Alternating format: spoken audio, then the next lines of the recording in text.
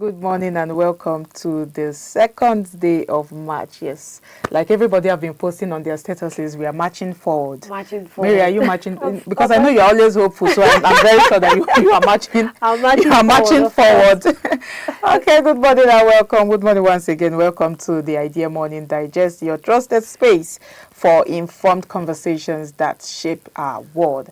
And on this program, we go beyond the headlines to unpack the issues that matter, from policy, public policy, governance, to science and technology, health, business, entrepreneurship, education, and innovation, all of which are drivers of development in our world today. At Idea TV, we always believe that informed citizens build stronger societies, and that meaningful conversations are the first step towards sustainable change. And today we have a packed show for you. First, we'll take you across the headlines highlighting the major news stories shaping the nation and the world. And then, in our discussion segment, we'll sit down with our senior in-house analyst on Idea TV to unpack one of the most pressing issues of the day and providing insight and context that goes beyond the surface of the matter we are talking about. And after that, we'll move to what's trending. My favorite part of the morning show, and exploring the latest social, cultural and digital conversations capturing public attention. Then finally, we'll round off with the weather report, so you know exactly what to expect as you start your day with us. My name is Cynthia Bassi, and of course, I am never alone. Mary. I'm with Mary. Which one are we going for Mary today? Ojumajo. Okay, today is Mary, not Miss. Some days are for me, some days are for Mrs. Exactly. It's a new month. And good morning. Thanks for joining us on this Idea Morning Digest this morning. And that's how we say Happy New Month too. Happy New Month. I think it's still safe for us to say Happy New Month on the second day of the month. Okay, let's run through the stories we'll be bringing your way this morning. You will see that NDLEA dismantles METH lab in Imo State, arrest wanted drug baron. And 2027 polls will not be perfect. INEC chairman wants electronic transmission assured. US-Iran hostilities may push up Nigeria fuel prices, disrupt Gulf aviation. And then finally, FAAN, FAAN, CASHLESS rollout triggers gridlock at Lagos ABUJA airport. Let's go on this quick break, and we'll be back with we'll be back across the headlines.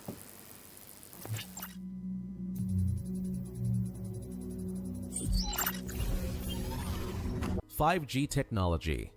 5G technology promises to be a game changer by delivering ultra-fast internet speeds, low latency, and the ability to connect millions of devices seamlessly. It's going to fuel the future of smart cities, autonomous vehicles, and IoT devices, allowing them to communicate in real time. However, 5G rollout isn't without hurdles. High costs of infrastructure and regulatory issues in some regions have slowed down implementation. By 2026, the 5G market is expected to be valued at $667.90 billion, with the US, China, and South Korea leading the change. The challenge?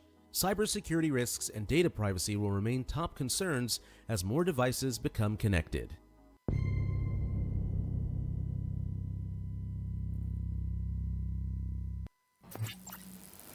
Okay, good to have you back. You are still watching the Idea Morning Digest. In case you are just joining us, this is the right time.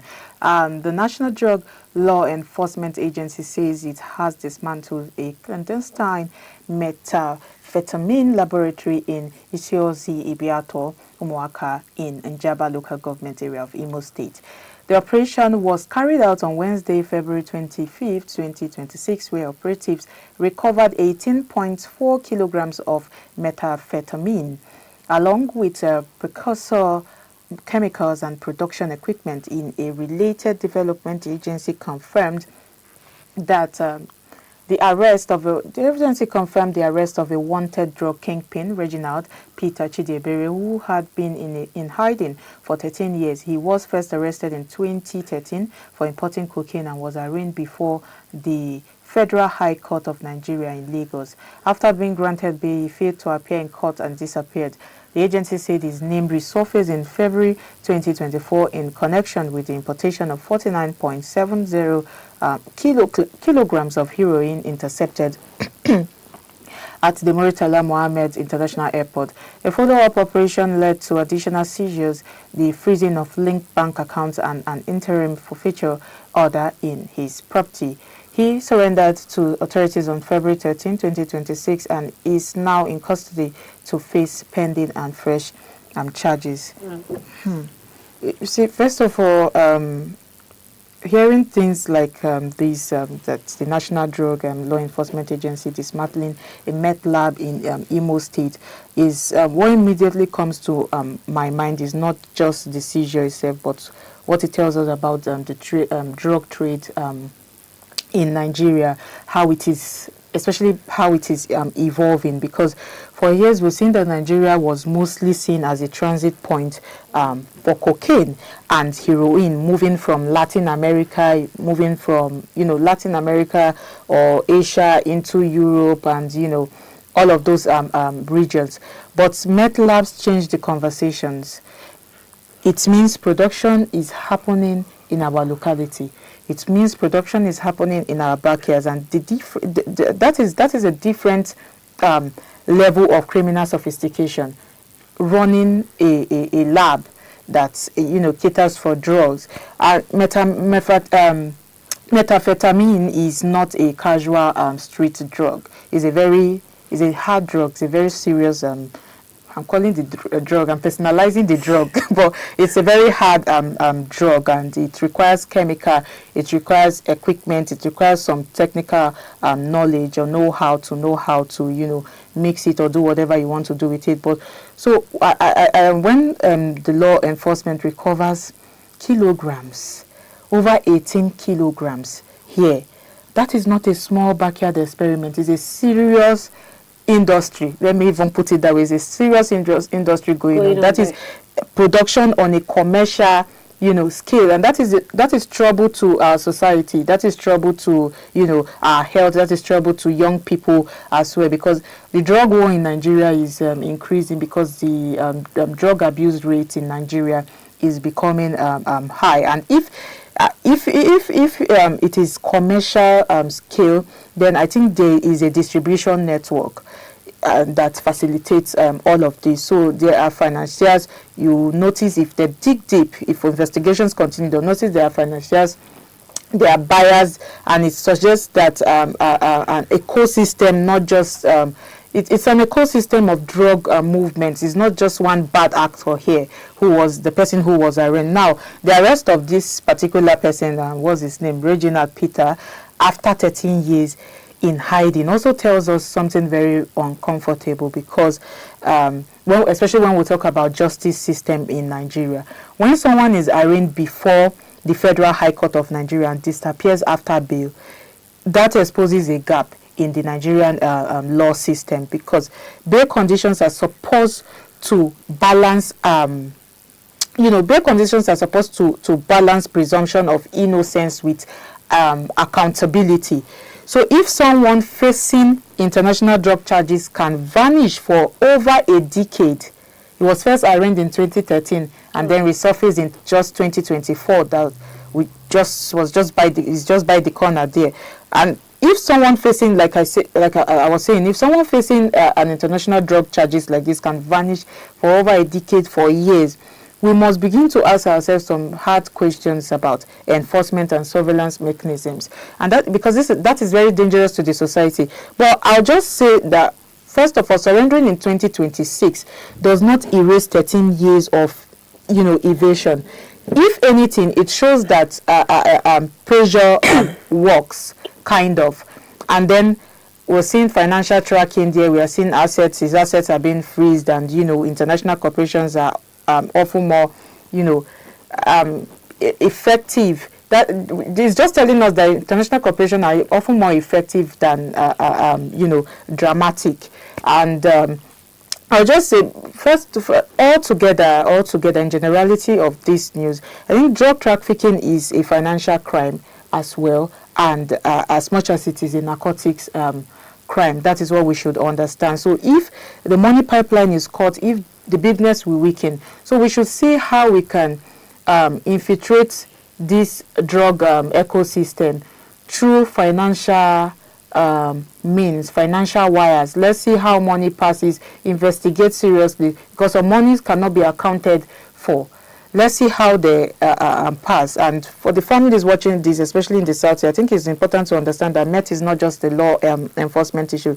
It is a public health issue. Like I mentioned earlier on, it's a serious public health issue, and they should, you know, check children, check family members around them, because addiction rate these days is becoming high in Nigeria, not just in Abuja, not just in Jos, not just in the northern part of Nigeria, everywhere in Nigeria. And the treatment infrastructure in Nigeria is still very thin. We cannot capacitate for the amount of mental disorderly people. We cannot cater for mad people in this country. So we should know that it's better you save your health now, save those around you now, because we have fewer rehabilitation centers, Mary, course, and yes.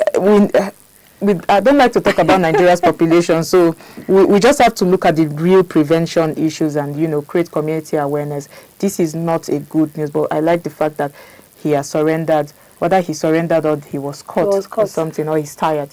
But whether he surrendered or he was caught, the main issue here is to get those that he's been doing this business with to dig deep into the investigation and get these people, because whether you get him or yes or not, actually, these people are still going. He has people out there that will still continue this business.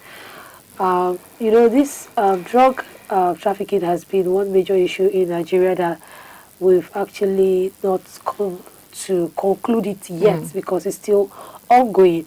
And you see the most affected people are those people in the slum, the rural area, more, especially those that are not well educated about drugs. You see these little children. No, most of them are this, they use this, most of their chains they use are these little immature children in the streets. They use them for distribution, because these ones want to get money. They are looking for means to, you know, survive. So they just get them, give them some bad education about drugs, just brainwash them and then push them into this drug business, and they are busy, you know. When you get one person, another person will get another person. That's how the chain expands. So I think at this point they should dig deep into the investigation, because you're going to find out that there are other people at the top who are the sponsors of these things. And if you don't get them, don't bring them to book. One thing about Nigerian justice is, I think, is afraid of the rich, the powerful, somehow. Yeah, that exactly. So if they can bring these people to book, look into this directly, and know that we're talking about health, and health is wealth. And these people, we as Nigerians, let's know what we're battling for, let's know what we are fighting for, and let's be focused at the same time, because we have a lot going on right now. Adding this is going to be a lot. So if this can be achieved this year, 2025, it can be achieved, because like you mentioned, it's not only in the eastern parts, we have them in the north, we have them everywhere. And to even make it more scary, we are not manufacturers of this product ourselves. We are not doing it ourselves. They have another one, somebody mentioned one time, I've forgotten the name. You see that new invention of drugs are still coming in. So if we don't stop it right now, I wonder where it's going to lead us to at the end of the day. Okay, let's see the next story. We have Nigeria's Electoral Commission has warned that the 2027 general elections may not be 100% perfect, despite assurances that results will be electronically transmitted. The chairman of the Independent National Electoral Commission, Professor Joash Amopitan, gave the assurance on Sunday during a live citizens town hall focused on the Electoral Act 2026 and preparations for 2027. Professor Amopitan said the Commission has the capacity to transmit results electronically, but noted that real-time transmission remains challenging in remote areas. He cited delays in one ward during the recent Federal Capital Territory Area Council elections, blaming difficult terrain and limited network access rather than systemic failure. He stressed that logistics and human error remain key risks, but pledged improvement ahead of 2027. Meanwhile, the Commission has begun reviewing its political party regulations to align with the new Electoral Act. Political parties, including People's Democratic Party and the African Democratic Congress, have launched nationwide digital membership registration drives to meet new legal requirements. The 2027 Presidential and National Assembly elections are now scheduled for January 16, 2027, with governorship and state assembly polls set for February 6, 2027. Let me say this plainly, Mary. Any electoral body that promises a perfect election is not being honest. Exactly. Let's start with that. Yeah. So he's right in that regard. Yeah. So when the chairman comes out and say, oh, we are not promising a perfect 2027 election, yes, I actually respect that level of candor, because elections are massive logistical operations. It needs a whole lot. In Nigeria, we are talking about tens of millions of registered voters across 774 local governments with difficult terrain. We have riverine areas, we have mountainous regions, we even have desert regions in Nigeria. We have communities that struggles with basic network coverage. Even in urban cities, in Nigeria, we still struggle with network coverage. So electronic transmission sounds simple in theory, but in practice, if you have ever tried to get a stable network in some rural wards, you understand the challenge. So it's not like that. That's how I always tell people that it's not like we are disregarding the fact that electronic transmission may not pose some challenges, but there's nothing without a disadvantage. Everything that has, everything in life are in tools. So the honest conversation we should be having is not whether perfection is possible here. We should be talking about the margin of error reducing. You cannot be put in leadership position and then you are coming out to talk about the dysfunctionality of the society. You cannot be talking about what is increasing the problems. You should be looking for a way instead to, solve these problems. Look for a way to reduce the problem. In the last few election cycles, technology, like in the last election, 2023, I was opportune to be an election observer. So I witnessed everything from the beginning to the end.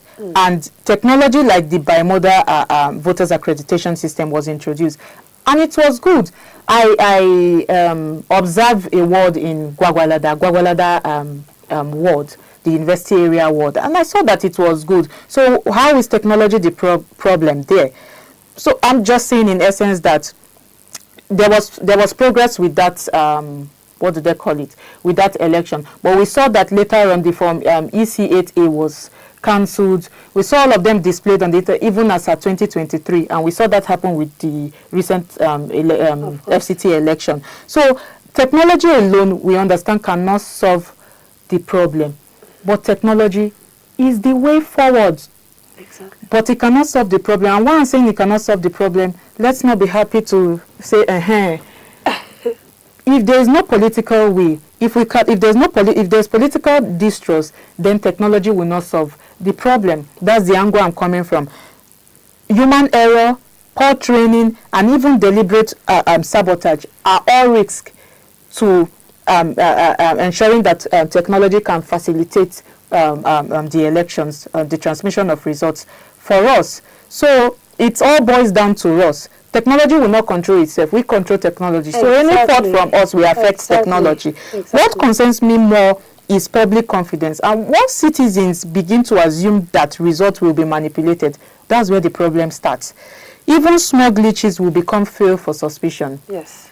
So as the chairman has come out now, the INEC chairman has come out now to say we should not expect. So you're beginning to put that lack of trust in people's mind, and people will be like, that suspicion rather in people's mind, and people will be like, okay, you want to, you're beginning to warn us ahead. So that is why communication is key.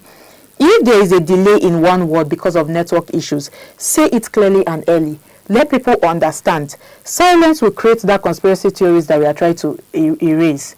So people should understand. Also, the fact that political parties are now moving digital membership registration shows how regulation is shaping behaviors. That is what we should be talking about. Instead of you to be opposing an idea, find ways to integrate it into the system. Find ways to integrate it into your parties. Parties like the PDP are already, and I think ADC too as well, They are already adjusting to the new legal framework. Find ways to integrate it. We are looking at the future, and our leaders are trying to draw us back. That is not the way to go. And this is saying that system, the system, when you put a system in law, when you put some policy, whether people like it or not, everybody will be forced to, move with the system, will be forced to move with modernization. But I will also add that technology must not outpace inclusion.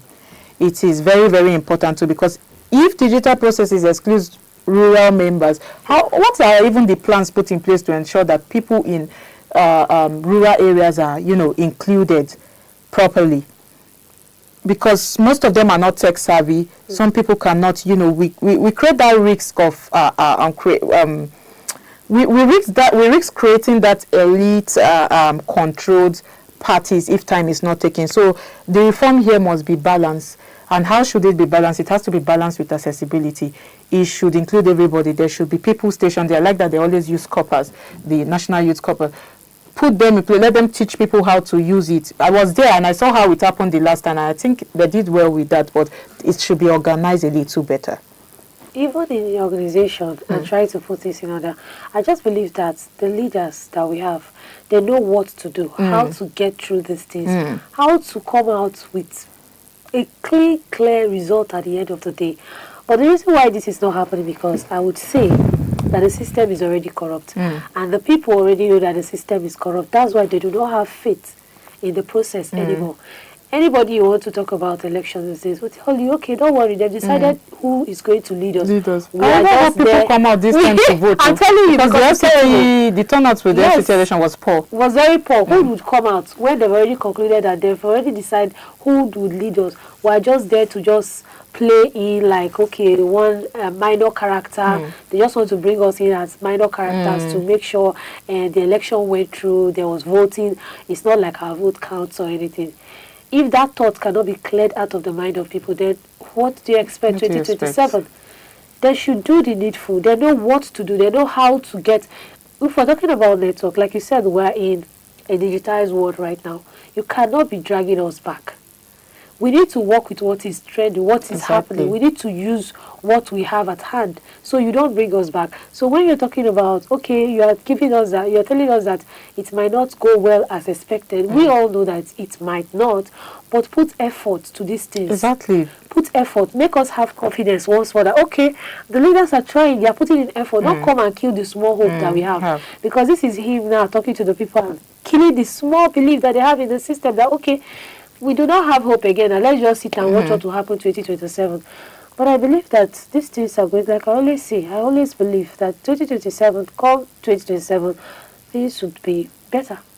Okay, so more pressures around the world as well. Nigeria could see a rise in fuel pump prices and broader cost pressures as tensions between the United States, Israel, and Iran escalates. The Center for the Promotion of Public Enterprise, in a statement on Sunday by its Chief Executive Officer, Dr. Muda Yusuf, warned that higher global crude oil prices may translate directly into increased petrol, diesel, and aviation fuel costs under Nigeria's deregulated petroleum regime.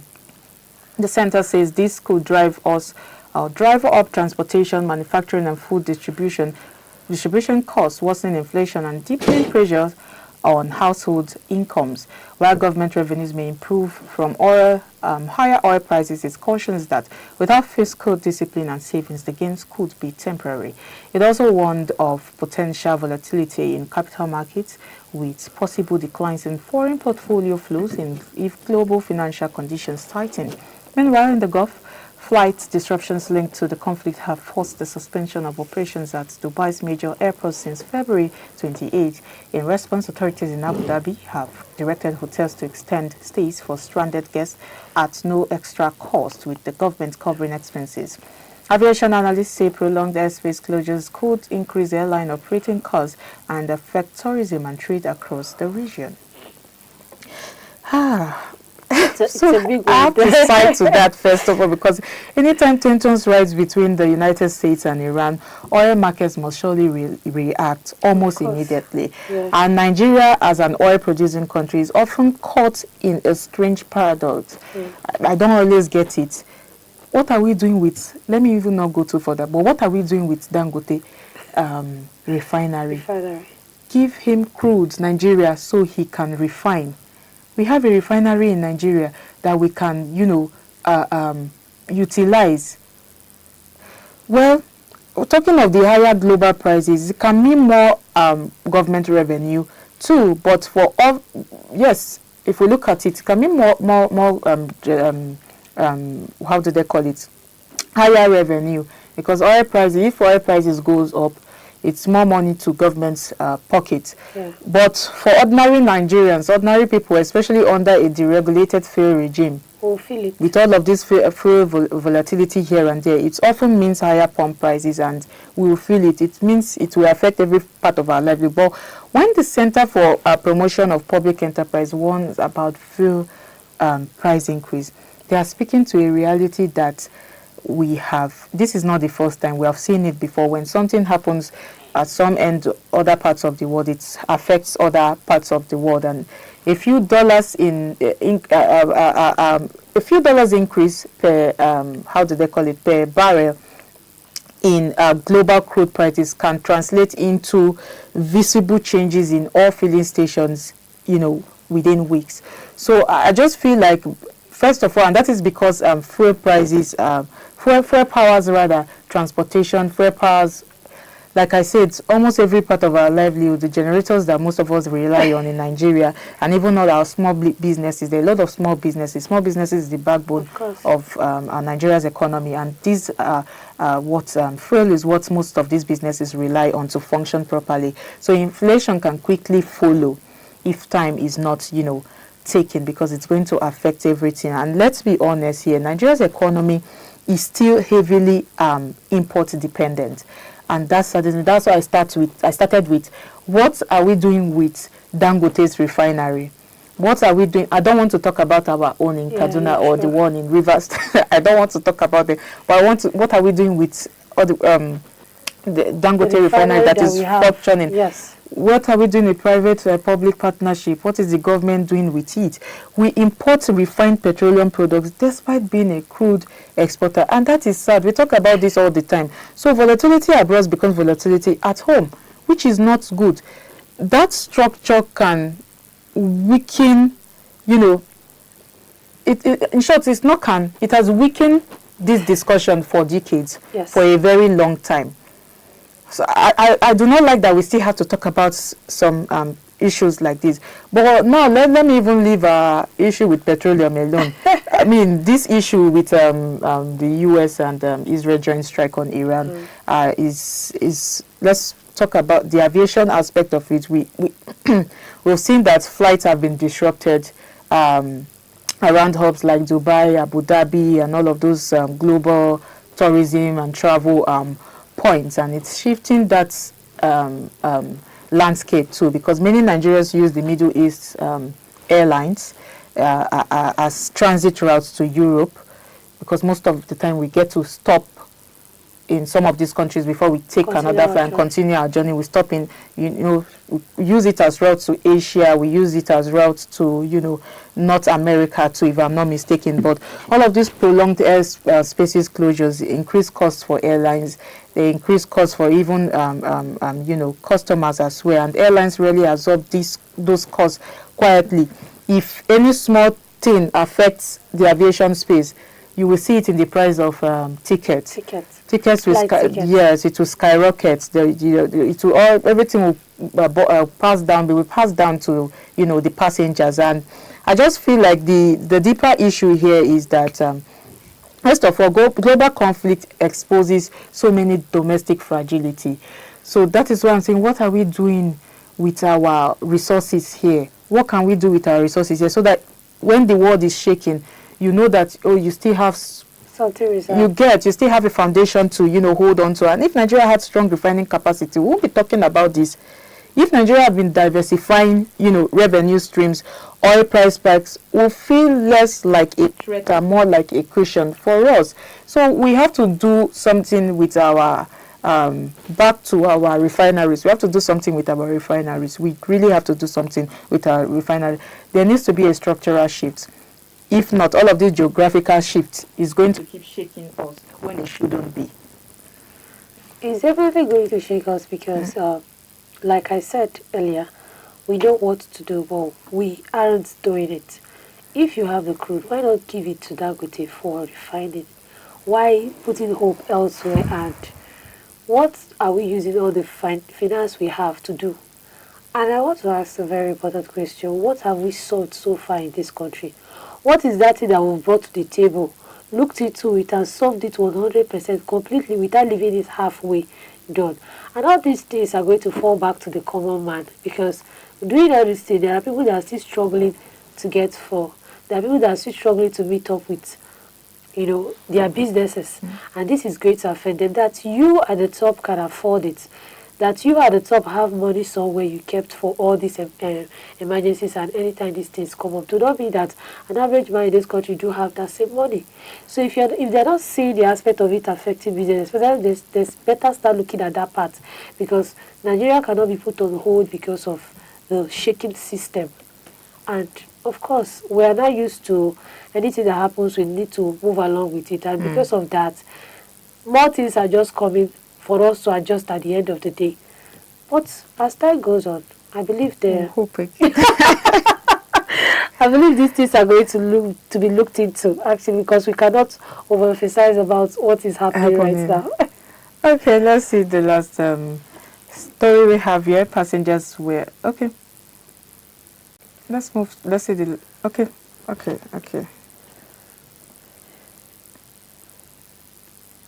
Okay, passengers were left stranded on Sunday after the Federal Airports Authority of Nigeria fully enforced its cashless payment policy at airports access gates in Lagos and Abuja, causing severe traffic congestion and missed flights. Long queues of vehicles stretched for kilometers as motorists struggled to complete electronic payments or obtain the newly required FAAN access card.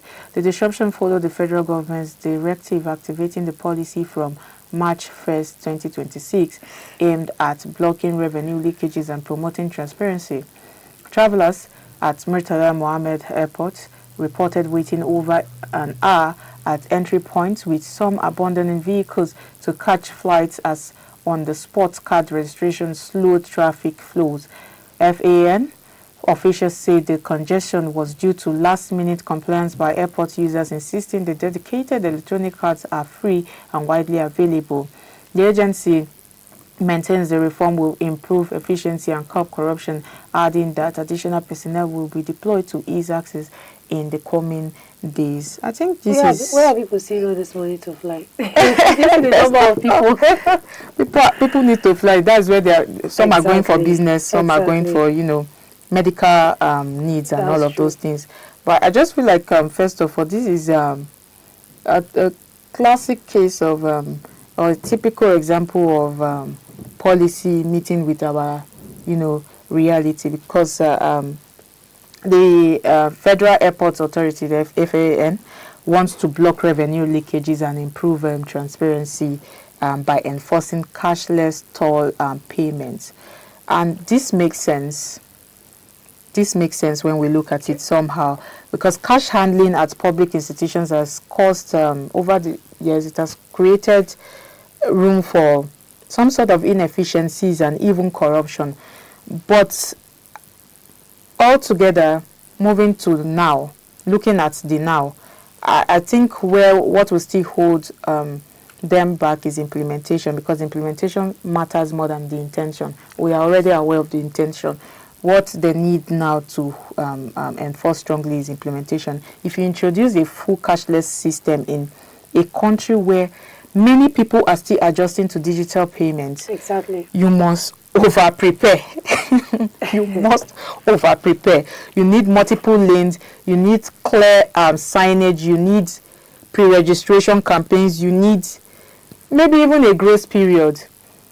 You cannot just put out a policy there or a law or whatever and tell people to just that it's going to start May 1st and then you just start it. Maybe you give them grace period. You start educating people about it, creating awareness, letting people know that this happens.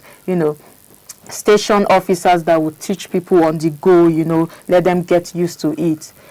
So I think airports are a time-sensitive environment. We should know, because people go in and out every single time, and people are raising against boarding lines like there is like no man's business. A 30-minute delay at a toll gate can cost somebody their whole life. Somebody can miss international flight, can cost hundreds of dollars, hundreds of naira, millions of dollars for some people. So at a place like the Murtala International Airport, which is a very busy, busy airport, traffic congestion is already a known issue. But layering it with a payment process without a seamless execution, without a seamless process, was bound to cause a lot of friction there.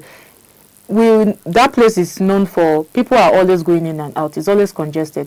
But now you're now topping it with, people are there. The Nigerians, when there's small issues, do you know who I am? Excuse me, all of those things, and all of those things causes a lot of friction. So I think they should have done better with, allowing people understand the process, what they mean, and that's it.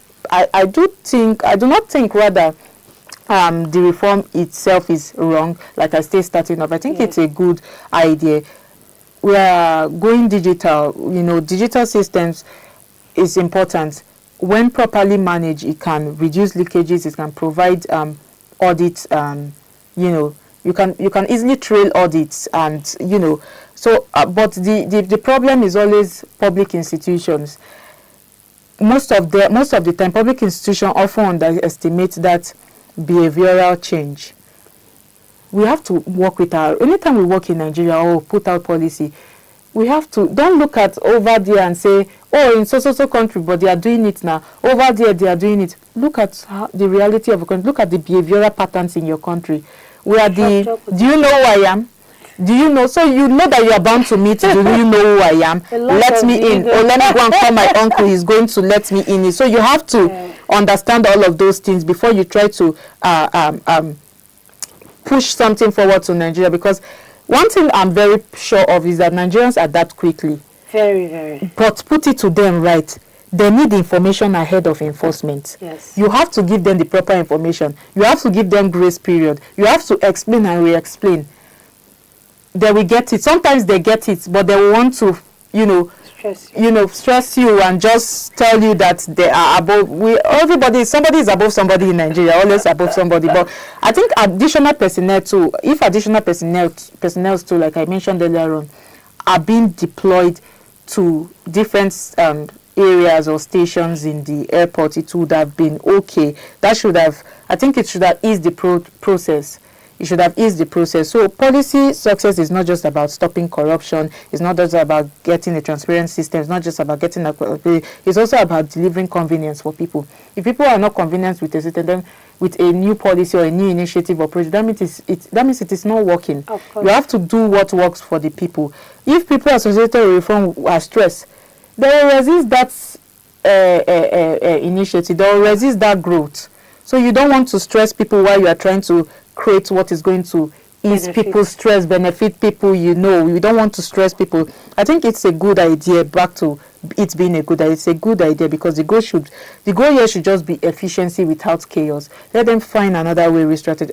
Just station more personnel to teach people or give people maybe from the 1st of March to maybe the middle of March to understand the system better. You actually said everything. I have nothing much to say, but I would say Nigeria is a country where you just wake up and you just see something very, very new. Like you just ask yourself, what's going on? What's happening?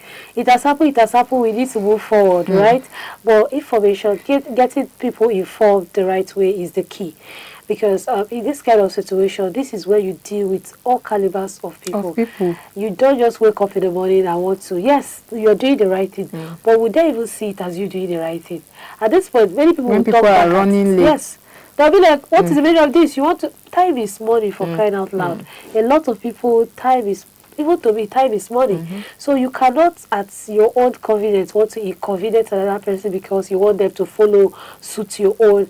It's not going to work. You see a lot of people, it's a good thing right now, but a lot of them will speak bad against it because they'll be like, what's the meaning of this? We just wake up. Them, so. This is stressful. Okay, I have somewhere to go. A lot of, do you know who I am, is going to happen because you're going to see a lot of drama. So in order to save us from all this drama, let's try and be giving the right information. Give grace, time for, people to understand the process, people to know, okay, yes, as we give them time before this 1st of March, people will come prepare. They will know, okay, this is what I'm expecting, this is what I will meet. Just like other policies that have gone, and people know, yes, this is what I will meet at the airport. Yes. But this one, people are waking up to get into the gate and getting this information. There will be a lot of distraction and a lot of chaos. So, yeah, doing the right thing and getting people informed is the key. Okay, doing the right thing and getting people informed is the key. Okay, let's take you through the headlines we brought to you this morning. You saw that NDLEA dismantles METH lab in Imo State, arrest wanted drug baron, and 2027 polls will not be perfect, INEC chairman warns. US-Iran hostilities may push up Nigeria fuel prices and disrupt Gulf aviation. And then lastly, you saw that FAAN cashless tower rollout triggers gridlock at Lagos and Abuja airports.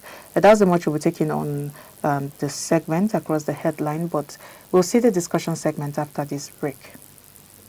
Why is IDEA TV the premier African innovation television?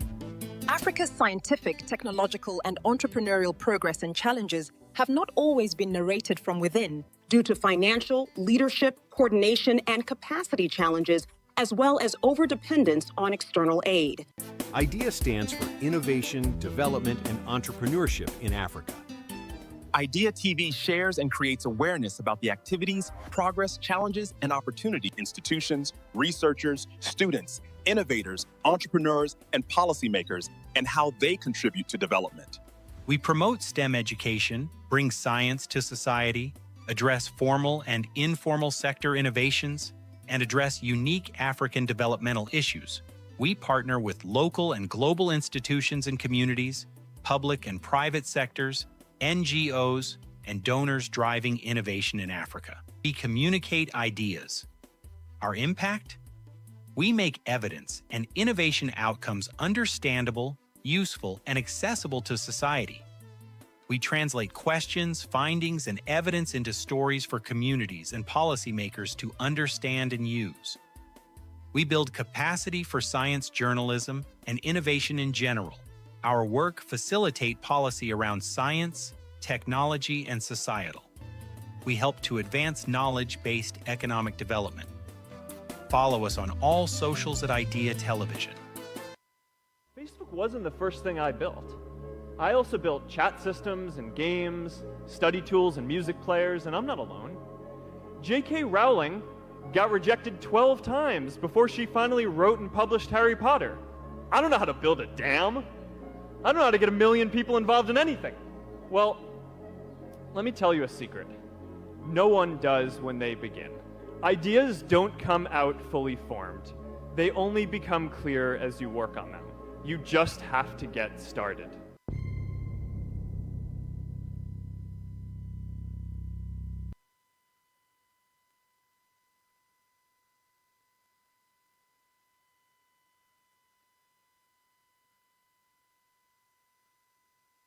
Toyin, have you heard of IDEA TV? Yes, it is a specialized TV station, the first innovation television in Africa. Oh, thank you. That's exciting, Am. IDEA is an interesting name, Murray. IDEA stands for Innovation, Development, and Entrepreneurship Africa. Even the normal meaning of IDEA is aligned to its work. That's so cool. Nigeria and Africa needs this. Correct. It's something special. It simplifies and brings science and technology to Africans. Oh, exactly. We need this. It sounds informative and educational. It is different from Nollywood, entertainment, and political TV. I agree with you. It's so different. Instead of too much politics, it focuses on government policies that support development and their implementation. Instead of too much showbiz, it presents technologies that support them. I am excited. What are their key areas of focus? IDEA TV focuses on research, innovation, science, technology, entrepreneurship, and related education and policies to the benefit of society. Let's go and make more research about IDEA TV. You mean that they discuss the research and discoveries that comes out of universities and research in